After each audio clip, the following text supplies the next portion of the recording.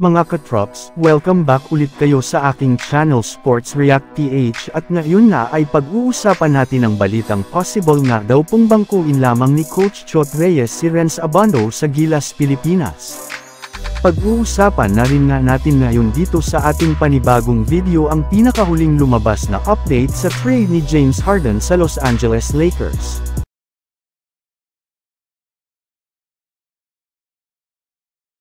Naibalita na nga po ngayong araw, tuluyan na ngang napabilang si Renz Abando sa gagamiting final 12-man lineup ng ating Gilas Pilipinas para sa darating na FIBA World Cup.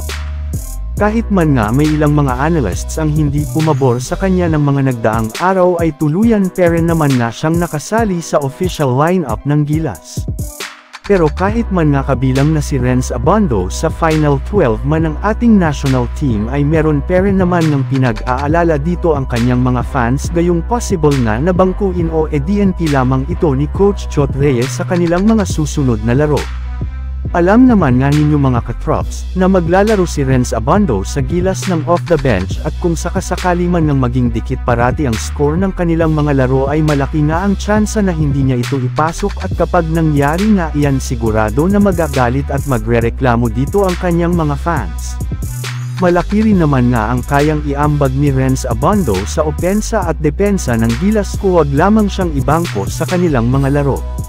Habang pumunta naman tayo sa ating sunod na pag-uusapan ngayon sa pinakahuling lumabas na update sa trade ni James Harden sa Los Angeles Lakers. Napag-usapan pa lang nga natin mga katrops, na isa nga ang Los Angeles Lakers sa mga potential na sunod na paglaruan ni Harden kung sakasakali man siyang e-trade na ng Philadelphia 76ers sa lalong madaling panahon ngayong off-season. Ngunit bago pa man nga siya tuluyang ma-trade ay sari-saring mga problema muna nga ang hinaharap niya ngayon.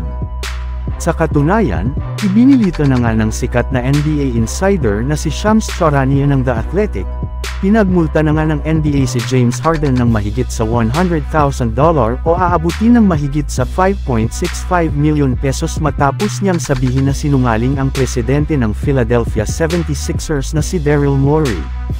Pero kasabay nga niya ay umapila na rin naman nga dito ang NBPA para ipagtanggol si James Harden kaya kapag napatunayan na tama si Harden ay possible nga na hindi matuloy ang multang itinataw sa kanya ng NBA.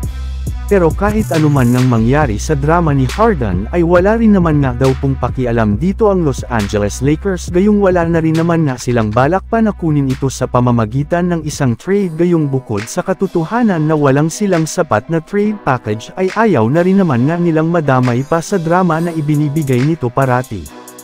So yun lang nga mga katrops ang handog ko sa inyong storya ngayong araw. Sana nag-enjoy kayo. Please like and subscribe my YouTube channel Sports React PH para sa iba pang storya at update patungkol sa NBA. Kita-kits muli sa ating susunod na video.